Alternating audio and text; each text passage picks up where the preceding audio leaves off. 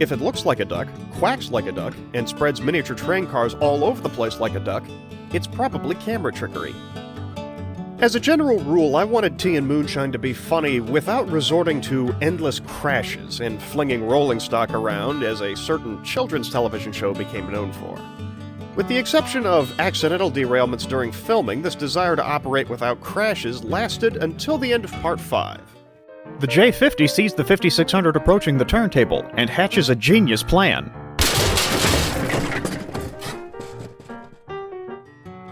There's more to this sequence than meets the eye, though, as there is to just about every crash sequence in Tea and Moonshine. In this video, I will go over a number of derailment and collision sequences from Tea and Moonshine and how they were actually done so as to prevent any harm to the models. And I will explain that as well. I've pulled the raw footage used in several crash sequences in Tea and Moonshine and will walk you through each one as I explain the effects and tricks used to achieve the final sequence. We'll start with the turntable gag, the first scripted crash in Tea and Moonshine. The premise is that the J50 launches himself into the turntable pit to prevent the 5600 from spending an unholy amount of time rotating on it without reason. Shooting this was fairly straightforward, but I was careful about it. First, we had a shot of the turntable rotating away from the track the J50 would use. Then I took a shot of the J50 starting. I stopped it off camera. The next shot was going to be the J50 running under the coal tipple, followed by the crash effects. I placed my hand into the pit so the J50 would not fall into the pit after exiting the frame. The crash sound and camera shake was added in editing.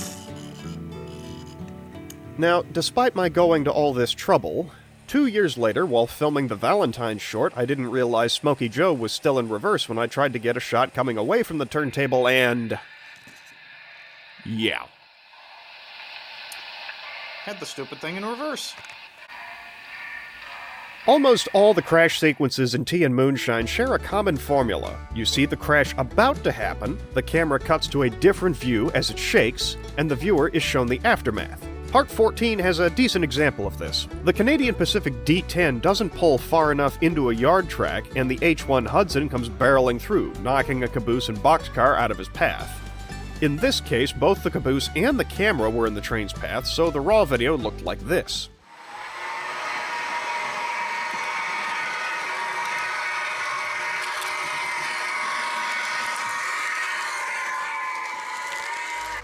And of course, it was capped off with a simple going-away shot. A quick side note, the Hudson's original nickname of Oreo Donut was a nod to a particular type of donut offered by Tim Hortons. A Canadian I used to chat with fairly regularly often raved about those donuts. The nickname was not well received in the comments section, so it was not used beyond Part 14. The most involved crash sequences were both found in the finale. We'll start with a look at the big one at the beginning of the video. To start with, the gondola carrying Lyon's wagons is my own. I made a point to bring my own transition-era rolling stock for anything approaching stunt work or even very heavy coupling. I set the switches so that the Standard 4 and the gondola would end up on parallel tracks, not actually collide. I got the come-together effect I wanted on the second take.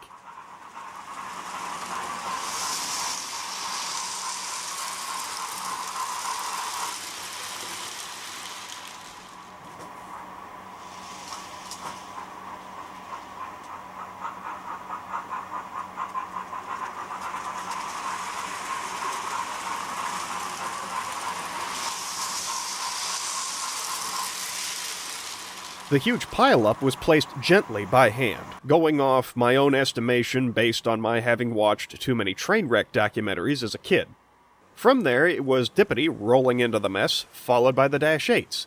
Dippity did overshoot slightly and hit some of the equipment, but everything in that pile was my own and no damage occurred. After filming the approaches, I placed the equipment off the rails by hand and got the static shots.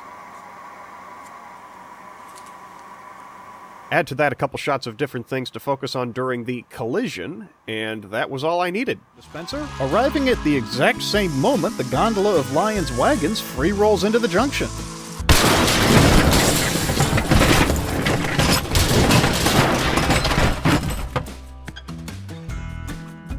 The Standard 4 wants a vacation. The second major crash in the finale turned out to be the only live-action crash in Tea and Moonshine, but the severity of it was purely by accident. This whole segment was filmed at the Bunker Hill Train Club in the easternmost part of West Virginia. During the montage of Scott's been training in West Virginia to get stronger so he can fight the sheriff, he caps it off by testing his strength on a loaded coal train. I was aiming for 2 hoppers to go off the end, hump up, and then settle down.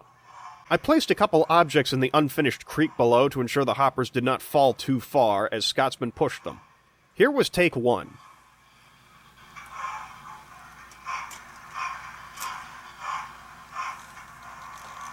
That wasn't quite what I was looking for, so I got a shot of Scotsman pushing a little harder at the back of the train, then went for take 2.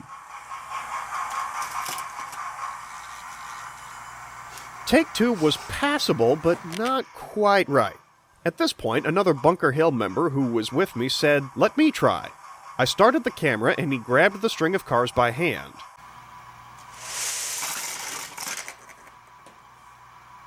That was more than I had in mind, but it was on camera and, well, I figured that would be it. We inspected the hoppers afterwards and they were undamaged. I filmed another shot of Scotsman speeding the train towards the end of the track, and with a little editing, this was the final result.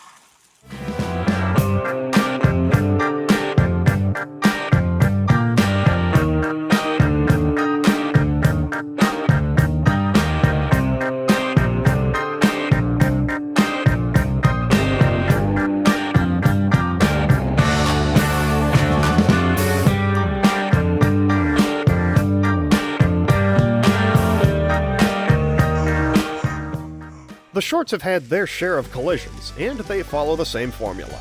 Action leading in, cut somewhere else with a camera shake, come back to the aftermath. When filming in the vertical space, I have to get the trains pretty close together, so a couple of bumps occurred here that I cut away from in the final product. Again, for stuff like this, I use all my own equipment. All of the locomotives and cars involved in this action are my own. So there you have it, a look into the world of making things look like a crash on camera without actually smashing up your models. Now, for the record, this is a how I did it, not a how-to video. There is a lot that can go wrong, so if you do try this, do so at your own risk. Ultimately, the reason I did things this way was to get the visual effects I was after without harming the models or layouts. I believe that mission was accomplished. The Ivet mogul is working in the yards when the J50 rolls by with some freight cars he should not have. The Ivet moves after the J50 only to see Smokey Joe doing the same thing in the other direction.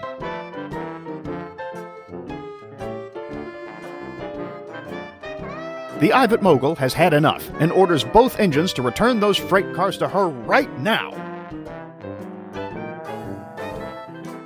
The Ivet yells, "Whoa there!" The Ivet mogul is not surprised. Inconvenienced, but not surprised.